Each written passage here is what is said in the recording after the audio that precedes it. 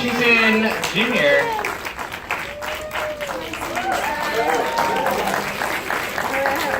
Philadelphia's hometown, Martin L. Washington Jr.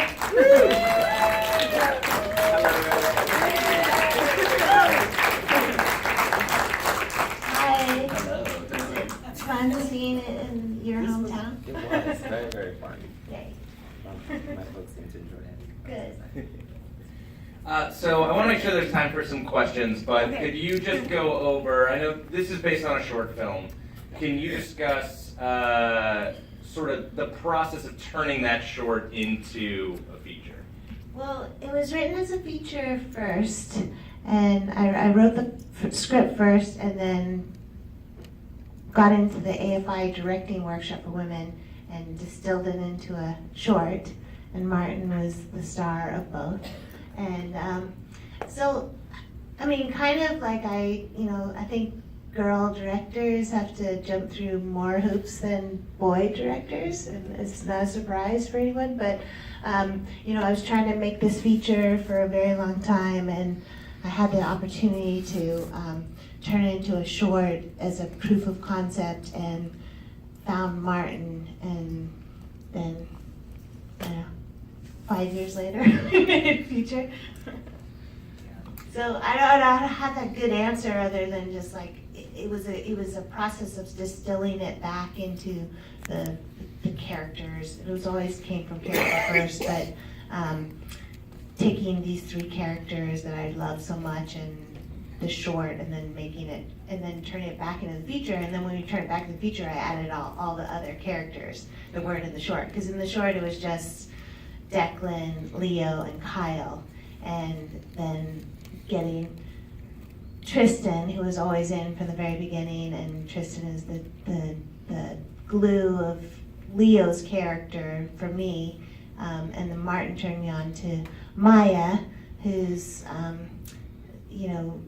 you guys share the same last name, same ethnicity, like they're both half black and half Filipino, and so like that, it was a whole long process. But what was it for you, like turning the short into the feature? For me, it was just an incredible learning experience. I never worked on a feature-length film before, so for me, just acting standpoint, it was just a brand new experience for me. I had an incredible time getting to know the other actors and just getting to really understand what's really required to make a film. Shaz has inspired me from the beginning. I mean, watching her put her blood, sweat, and tears into the project that she does. Not even just this. I mean, she's a fabulous television writer. She's done other films. For me, it was just, this has probably been the most incredible learning experience in terms of following my passion. Yeah. I mean, similar experience from the show. Yeah, I mean, we started. I mean, we've been like in it for so long. So I feel like when when I was making the short film, I read like 150 kids, and Martin's a kid, but like in my mind, he's a kid. Not bad. Yeah, you're still a kid, but I'm only 33, so you must be like 18 or something. Almost. But I read like 150 actors, and I in the script he's described as other, mutt, like, and so I was reading all ethnicities, all gender, all everything, and Martin was always the one to beat. And then he stalked me on Facebook, and he said, "This is my whole life story. You have to cast me." So then it was always, when I made the feature, there was no other person except Martin, so then I had to cast around Martin. That was great. I want to make sure there's time for some audience questions. Did anyone have already? Yes? Shaz, did such films as Karen Kusama's Girl Fight and the relatively recent Beautiful Boxer play a role in your writing this script?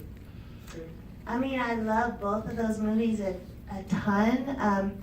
Girl Fight probably more than Beautiful Boxer. I didn't really know Beautiful Boxer until I was a film programmer later, but when I was working at Sundance, taking tickets and stuff, Girl Fight was there. And I'm very interested in gender and gender non-conforming stuff, and like what's masculine, what's feminine, and like why is one better or worse or more, like, so definitely Karen's movie influenced me.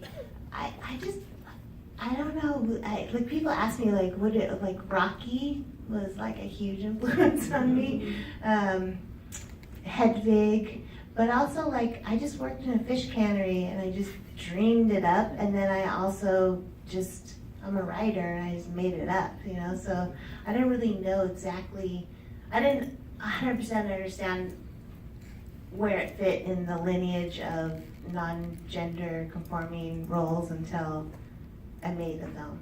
But Girl Fight's such a great movie. I love it so much. Other questions? Yes, right in the front. Not really a question. I just had to say, the way you created all these settings and just the whole shoot itself was just a beautiful thing to watch. Oh, thanks so much. The That was always something we talked a lot about, is like that this character just created the magic, you know, like the Northern Lights don't really do that in the summer. And they definitely don't come down paths when people are voguing. So, you know, we just like They do for us. They we always talked about like that these characters created, like I you know, I'm from Salt Lake City, Utah originally, and Utah and Alaska are these like really ethereally beautiful places, but they can be really harsh and uninviting and unforgiving. So I like that this character just creates the magic from all where he comes from. Like I love that scene where he's voguing in the fish cannery, which we shot in like half of one day. We were on a very, very tight schedule, and Martin was he changed both voguing in the cannery, which also wasn't a cannery, like it was created by the production designer, but It like looked like this. yeah, it was like an empty space, and he made all of that, and then we did both fantasy sequences, both the boxing and but we always talked about like Hendrix, Grace Jones, Bowie, like all these really cool gender non-conforming people, iconic folks. Thank you. Yes, question right up front. So how does Alaska fit into your life? Are there really that many gay men there? And do you actually do drag? Martin or me?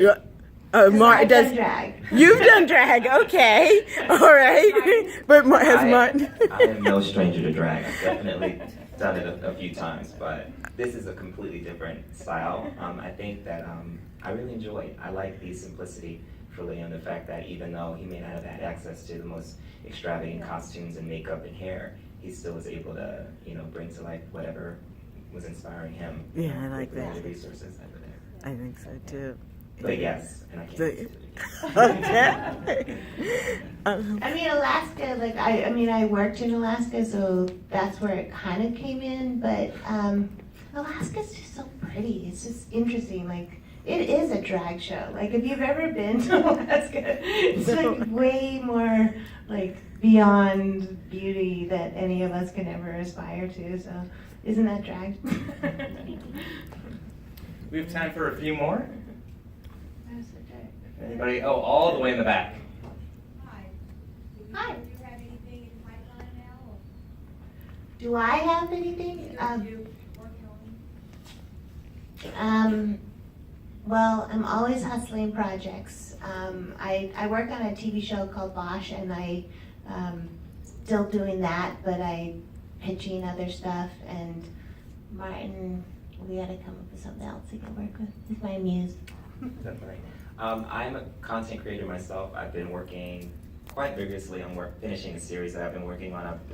In addition to auditioning and being rejected constantly in Los Angeles, I've always been a server. So I finally decided to put pen and paper to work, and I wrote a series that made it to a short list at Sundance Lab. Maybe I want to say was a year ago. So I've been working on trying to finally complete that, and fingers crossed I'll finally at least get the pilot done. And I've been auditioning. I just actually got called in for a new film that I have to talk to you about, see if you have a connection. Ah. There's connections. There's a lot of. I was hoping you could speak to the fight choreography. Obviously, fighting is a literal and metaphorical kind of huge element of the film. There's so much fighting in the movie. Can you talk to kind of what that process was like, how you rehearse it, how you kind of learn that? I mean, the fight, when we did the short film, Martin worked a lot with a very good friend of mine who's a female Golden Gloves winner. Like she did all the fight choreography in the short, and then she hooked Martin up with the trainer Superman who trains Pacquiao. But the character is never supposed to be Rocky. He's like a street fighter, like he fights out of necessity, So it was good to like have you do that and then also let it all go. And then the fight choreography was done by this guy Dan Lamo in Michigan where we shot, and he was just like, we just talked a lot about it. As I said, he's not supposed to be Rocky. He's supposed to be like all the fights are based out of moving the story forward. And I didn't really want to. We actually cut like 2 fights out of the film because I just wanted to make sure that these people aren't fighting because they want to. They're fighting because they have to. And so it was a different type of fighting. But Dan did a great job with the choreography, and the actors. They were all living in a house together, so they would sort of practice the moves and they would work it out together, and then also like talk. And they came to me and they were like, I just don't feel like he should do this here. I feel like he should do this there, and so like maybe you have that.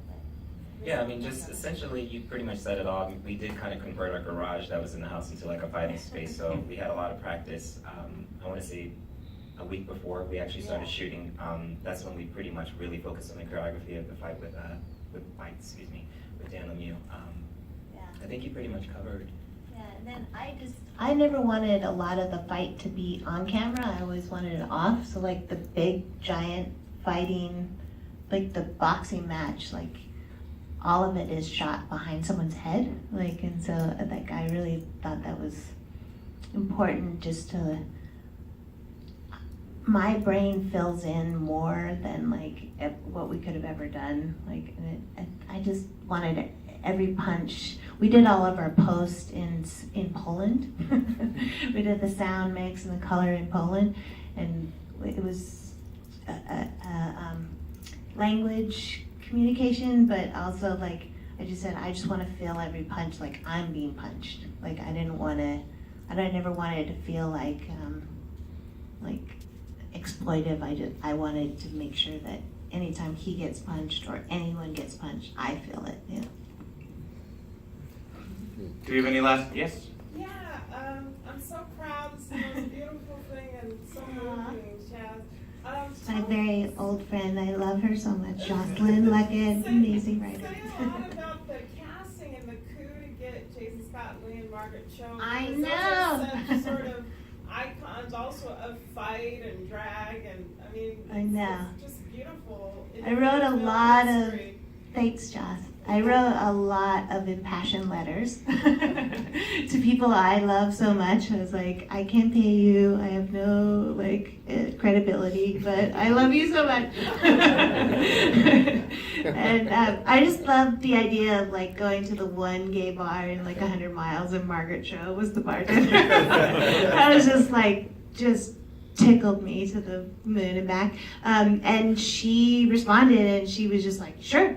I'll do it, and I do drag, and I can do king drag, and I'm in a band, and this is my music, and that whole sequence is her. That is her real song. That's her real band. She was there for 2 days. She was just like, whatever you want. I'm here. I do everything. She was just so game for it. And Jason, oh my God, I love Jason Scott Lee so much. I've loved him since forever, but he showed up too. Like, I never met either of them until they showed up in this tiny little town in Michigan where we shot the movie, and they both were just like 100% in. And Jason like taught you guys a lot too. Like he would talk about like, yeah, he was just so like, he brought, like, talking about the fighting, like he was like, why is he such a good fighter? Like, what is it makes him such a good fighter? Let's go back to his character. Like, he was like really like in it, like, cause he played Bruce Lee, you know. So he was just like,